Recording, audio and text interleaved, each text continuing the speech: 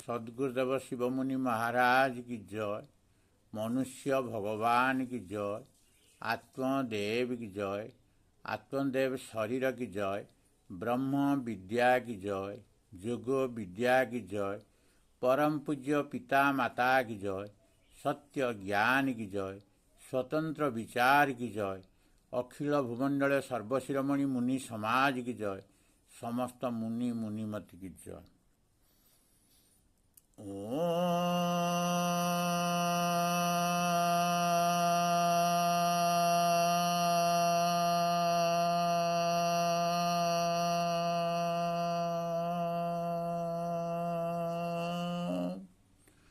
अग्निमीणे पुरोहितं यज्ञस्वरूप देवमूर्तिजं होतारं रत्नधातमम्।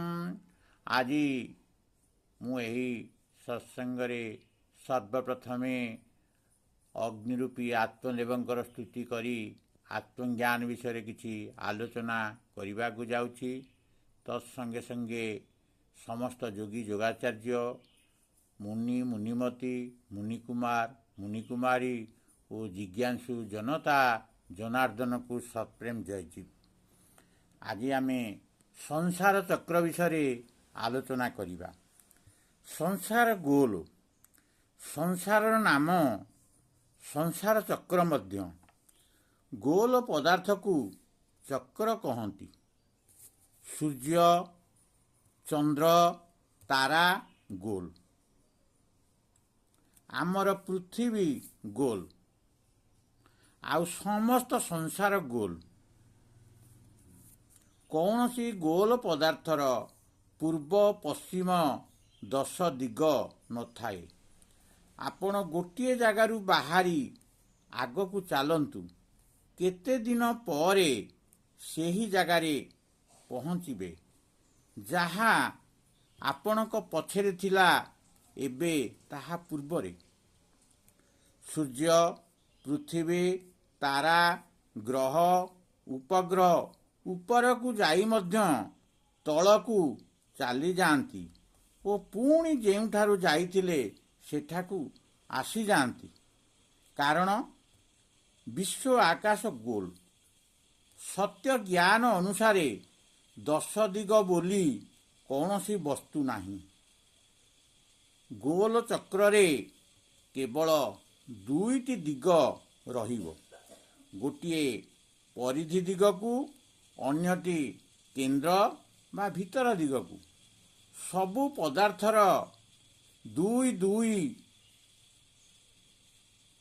यथा स्त्री पुरुष दिन राति छोट बड़ सत्य असत्य जड़ चेतन। रास्ता 2टी।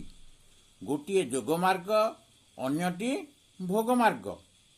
परिधि दिग को संसार चक्र दिग को रहिबा अजोग बा भोग। वृत्तिरु संकुचित होई भीतर को बा केंद्र को आसीबा जोग। भीतरे चेतन आत्मा बा ईश्वर अछि। बाहरे जड़ संसार भोग। चक्रे पड़ी रहिबा बंधन।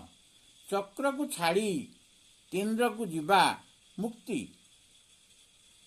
वृत्ति को बा चित्तवृत्ति गुड़ी को निरोध करिबा हेउछि जोग। मनुष्य परस्थ वृतस्थ भोगस्थ संसारस्थ थिले स्वरूपस्थ हुए नहीं।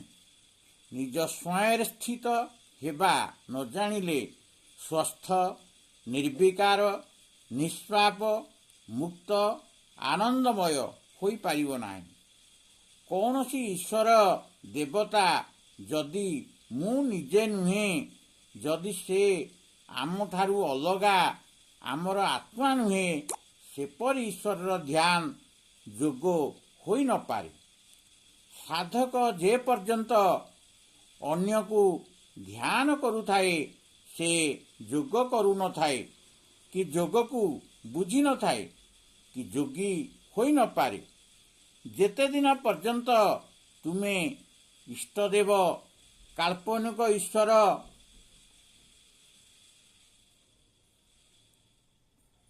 ସେତେନେ ପର୍ଯ୍ୟନ୍ତ ତୁମେ ସେ ଦେବତାର ଦାସ ଭକ୍ତ ଯୋଗୀ ନୁହଁ।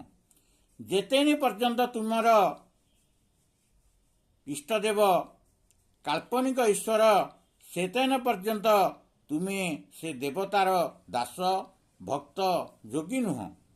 ଆତ୍ମାକୁ ଛାଡ଼ି ଅନ୍ୟର ଧ୍ୟାନ କରୁଥିବା ସାଧକ ସବୁକିଛି ହୋଇପାରେ, ମାତ୍ର ଯୋଗୀ ହୋଇନପାରେ। ସତ୍ପ୍ରେମ ଜୟଦୀପ।